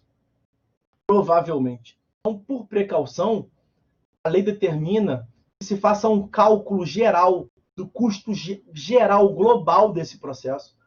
Quanto que se gastaria no máximo desse processo até o STF. As custas gerais desse processo e se exige desse cidadão, nesse caso, uma caução prévia. E aí, se ele não pagar, o processo deve ser extinto. E se o processo não for extinto, o réu pode alegar. Isso é um vício processual. Porque essa é uma situação baixíssima aplicação prática. Mas, veja, mesmo se o réu vier alegar e o juiz vier acolher, qual é a primeira consequência imediata? A intimação do autor para pagar. Então, essa aqui acaba sendo uma preliminar imprópria. Preliminar imprópria. Baixíssima aplicação prática, não vamos nos perder com isso. E aí, claro, se intimou o autor nessa situação para recolher, o autor não recolheu, e aí, indiretamente, depois isso pode ocasionar a extinção do processo. Por fim, meus amigos, artigo 337, inciso 13. O réu pode alegar a indevida concessão do benefício da gratuidade de justiça. Bom, nós vimos que essa matéria de defesa ela era no Código de 73 uma via de impugnação autônoma, né? A impugnação à gratuidade de justiça se dava por uma via autônoma, assim como a exceção de incompetência relativa, assim como a impugnação ao valor da causa, e o Código de 2015 juntou tudo na contestação. Outra consideração a se fazer é que a impugnação à gratuidade de justiça, assim como a questão da capacidade das partes, não é uma alegação exclusiva do réu. Naturalmente, pode o réu pedir gratuidade e o autor impugnar a gratuidade do réu. Então, o artigo 98, que trata da gratuidade, o 99 trata do que a gratuidade abrange, e o artigo 100 do CPC, ele vai tratar, ele vai afirmar, ele vai tratar a respeito da impugnação de um modo genérico, não apenas pelo réu, né, mas a impugnação de um modo genérico da gratuidade concedida. Ele vai dizer lá, ó, deferido o pedido, a parte contrária poderá oferecer impugnação. E aí traz vários exemplos. Na contestação, na réplica, nas contrarrazões e por aí vai. E aí olha o parágrafo único. Se o juiz acolheu o pedido, qual é a consequência? Revogado o pedido, a parte arcará com as despesas processuais que tiver deixado de adiantar. E se tiver agido de má-fé, pagará até o décuplo de seu valor a título de multa. Será revertido a favor da Fazenda Pública e tudo mais. Então, veja bem, se o juiz acolher a alegação de que a gratuidade foi concedida indevidamente, a consequência é a intimação da outra parte. Como estamos aqui falando da contestação, a outra parte vai ser o autor, a intimação do autor para recolher as custas que até então não recolheu. Se tiver agido de má-fé, vai ter que recolher até 10 vezes o valor das custas. Isso aí não é raramente aplicado. Então, essa é também uma preliminar imprópria. Que não gera diretamente e imediatamente a extinção do processo. Mas o juiz intimou o autor para recolher as custas, as custas não vieram, aí o juiz pode indiretamente, quer dizer, pela inércia do autor, extinguir o processo sem resolução do mérito pelo não recolhimento das custas. Ok? Então, senhores, o que parecia que nunca ia chegar, chegou ao momento em que nós vencemos a análise integralmente desse artigo 337 do CPC. Aí é o seguinte, pelo que eu me lembre, na aula passada, me ajudem aí, por favor, eu acho, tenho quase certeza que foi isso. Nós vimos a contestação enquanto ônus processual. Nós vimos o prazo da contestação, artigo 337. Nós vimos a questão da eventualidade do artigo 336. Nós vimos a classificação, as classificações da defesa. E aí agora vimos aqui o artigo 337. Foi isso?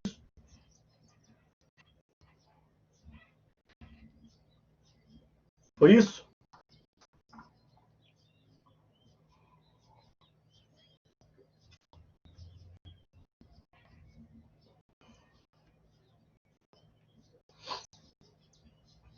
Isso, né? Eu tenho quase certeza que foi isso. Então é o seguinte, eu acho, isso mesmo, né?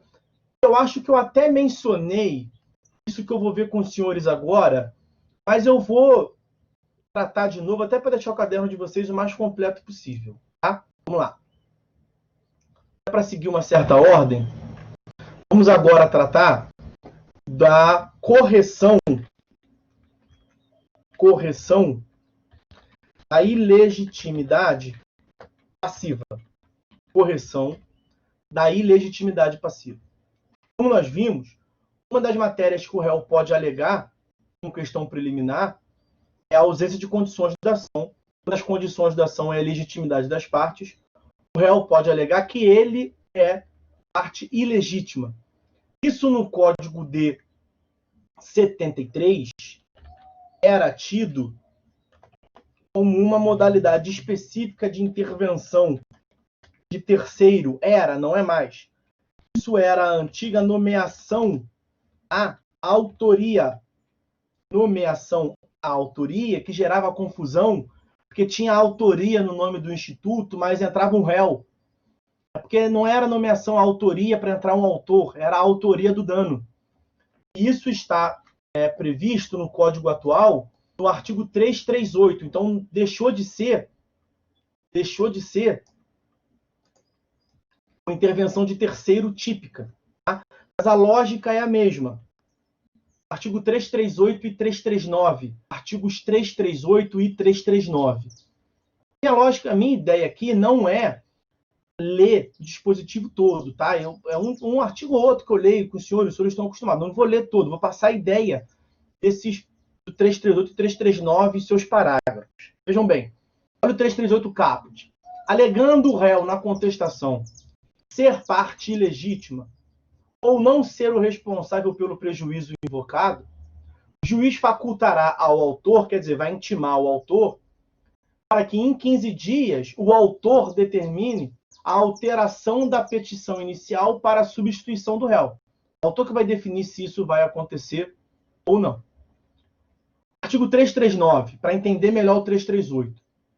Quando o réu alegar sua ilegitimidade, ele, réu, deve indicar o sujeito passivo da relação jurídica discutida, sempre que tiver conhecimento.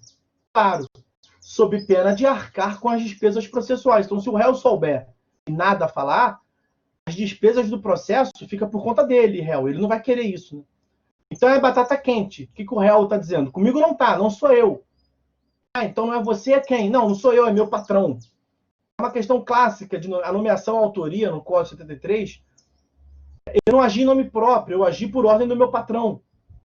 Então, o réu não deve ser eu, o réu deve ser ele. A autoria do dano, o 338 fala, o responsável pelo prejuízo não sou eu, é outrem. Se você sabe quem é o responsável pelo prejuízo, indique. Quando você alega a sua ilegitimidade e sabe quem é, indique quem é. É a parte final do 339. Sob pena de arcar com as despesas processuais e de indenizar o autor pelos prejuízos decorrentes da falta de indicação. Então, a consequência para o réu da não indicação, o réu sabendo quem é muito grave. O réu sabendo quem é, ele vai indicar. O que acontece é o seguinte: quando o réu alega sua ilegitimidade e ele, réu, sabe quem é a parte legítima, o réu vai trazer. E aí, como nós vimos lá do 338, o réu vai trazer e vai acontecer o quê? O juiz vai intimar o autor. Vai intimar o autor, e é que os outros parágrafos vão dizer. Vai intimar o autor para quê? Então, ó, alegação de ilegitimidade passiva pelo réu. Ponto 1. Indicação pelo réu do legitimado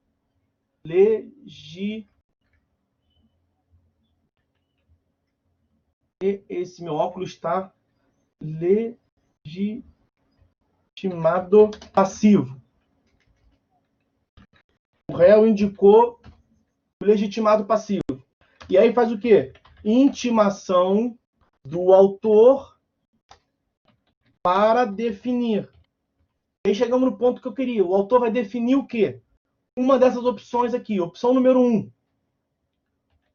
O prosseguimento do processo com o réu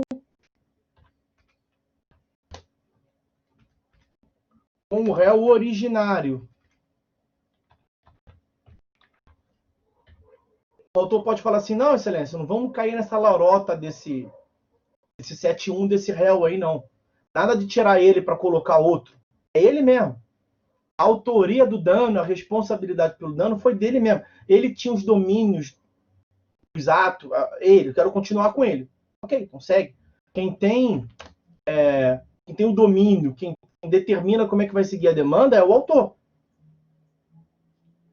Essa é uma opção que ele tem. Segunda opção, o autor pode optar pela substituição do polo passivo. Como assim substituição do polo passivo? Sai o réu originário e entra quem ele, réu originário, indicou. Né? Quer dizer, o autor fala assim: então, excelência, foi mal aí. Então, desculpa, parecia que era ele, o cara mesmo falou que foi ele que praticou, mas ele praticou as ordens do outro, então, excelência, dá para entender, né? Foi mal aí, não repara não, beijo nas crianças. Sai o réu originário, entra outro, substitui aí. E o parágrafo único do 338 vai dizer: determinada substituição, o autor paga uma merrequinha lá para o réu, proporcional. Ok. Ele vai determinar a substituição. E a letra C, terceira opção. Ele pode optar, o autor, ele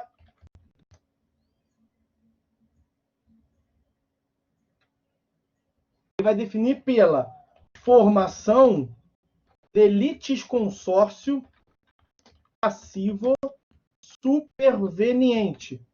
Entenderam?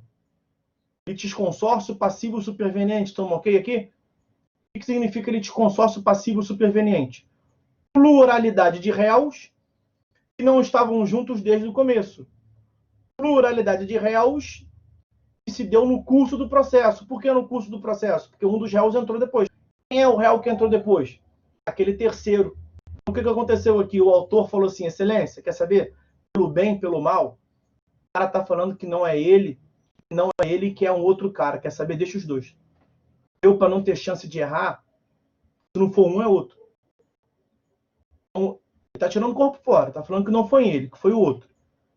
O outro vai vir e vai falar a mesma coisa. Quer valer, excelência? O outro vai falar que não foi ele, que foi um. Então, para não ficar fazendo papel de bobo, nem eu, nem Vossa Excelência, vamos deixar os dois. De consórcio passivo.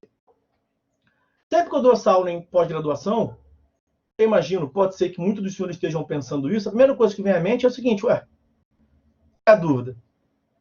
O senhor falou, tá, e aí? E vai falar alguma coisa mais, né? Porque até agora, é óbvio que a C. A alternativa é C, né? Alguém tem dúvida? Quem que marca A e B? Quem é que, não é marcar, mas quem é que adota a atitude A ou B? Porque pela letra C, você aumenta a chance de ganhar. Você vai ganhar de um dos dois.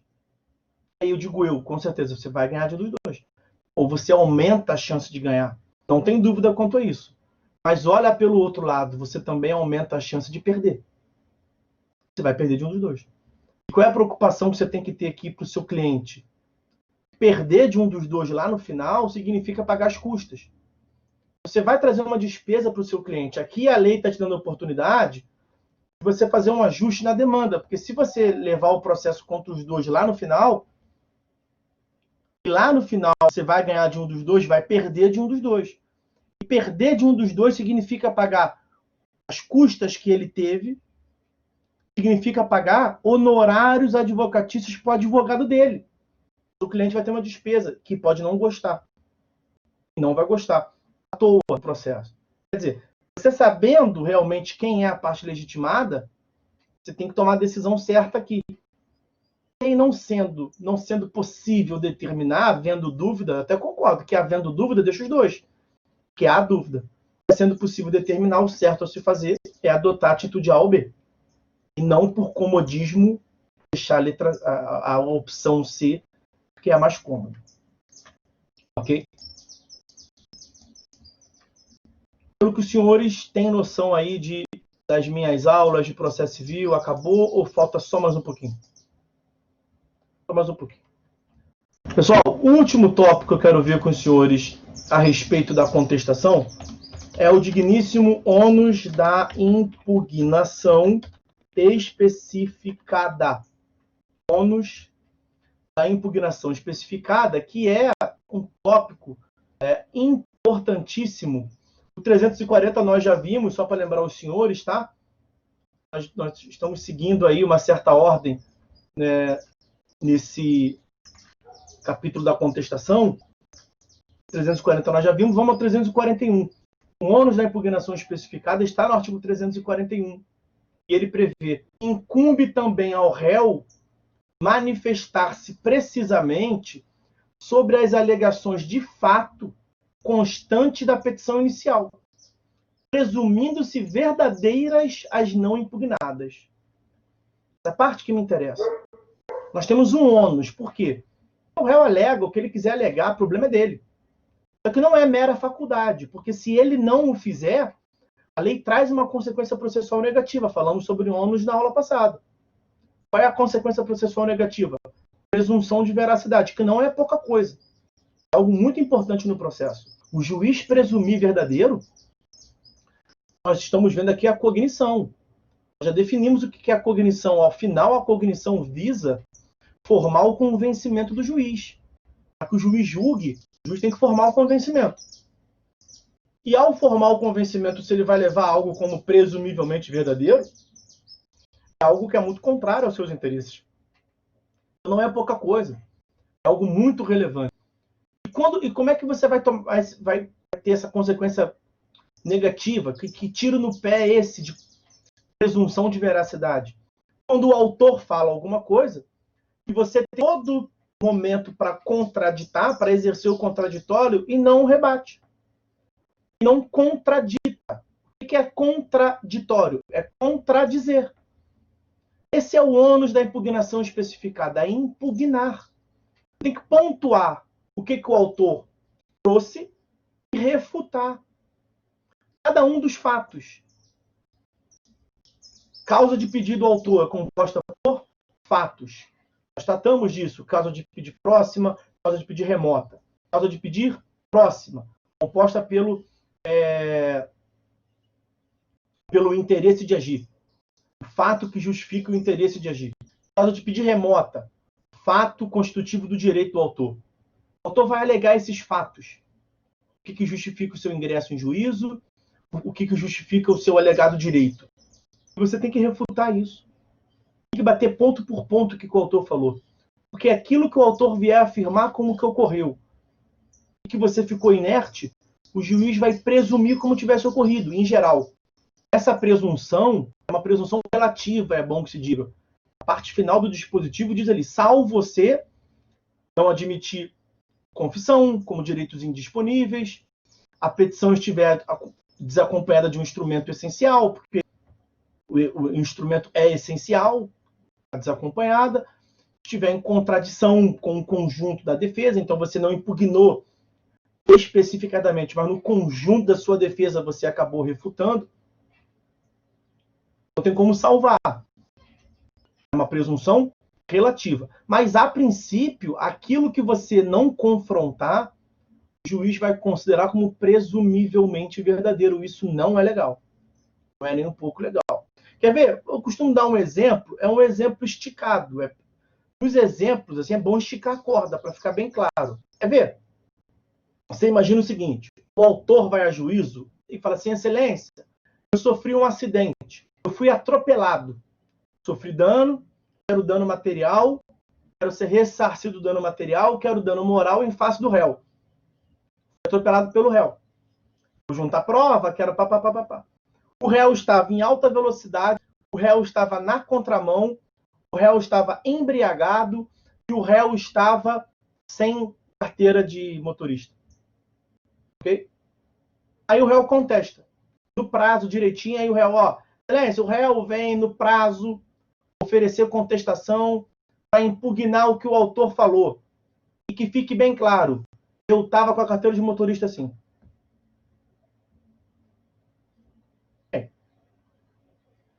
Teve revelia? Nós não estudamos revelia ainda, eu sei. Revelia é a ausência de contestação.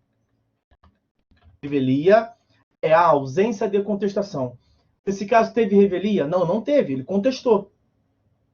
Não teve, mas é como se tivesse tido, né? Porque contestar e falar isso, deixar todo o restante de fora.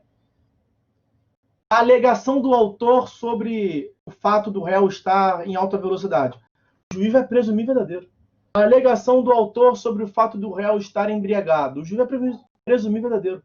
A alegação do autor sobre o fato do réu estar na contramão, ter avançado o sinal. O juiz vai presumir verdadeiro. Por quê? Porque o réu veio nos autos, contestou, e diante dessas acusações graves, ficou inerte. Então, presumir verdadeiro. A lógica do sistema é essa.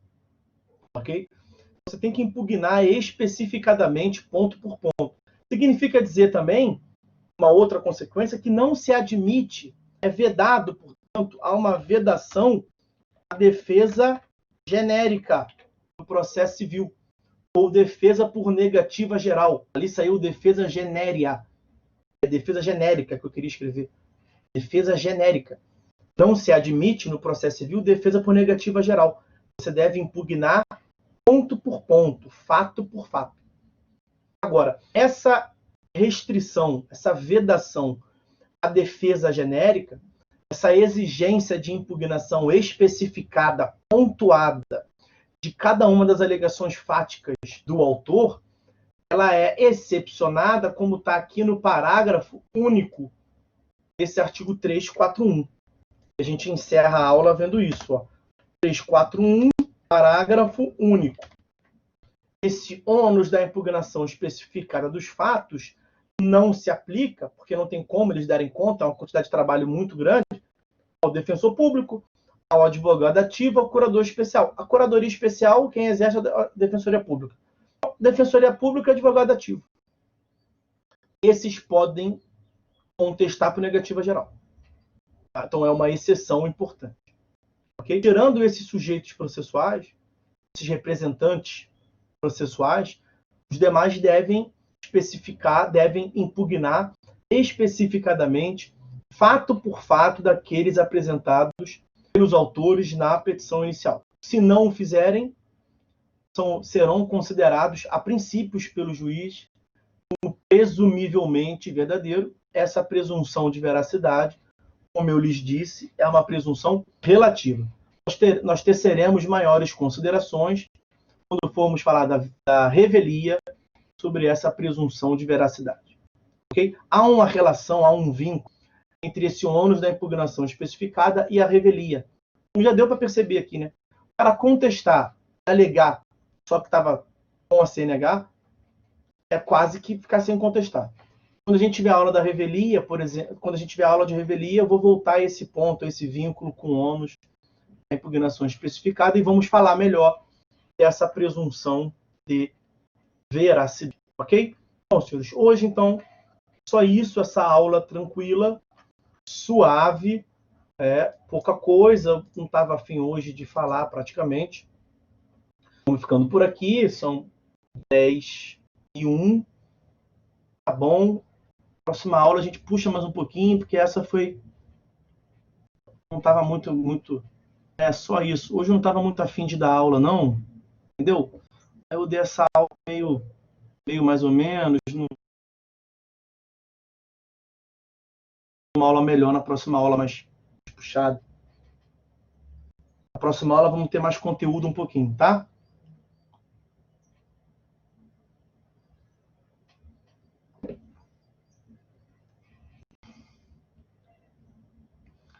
Pessoal, um forte abraço para vocês aí. Durmam com um barulho desse, fiquem com Deus. Um bom resto de quarta-feira para vocês. Boa quinta, boa sexta, bom final de semana. Bom feriado. E até a próxima.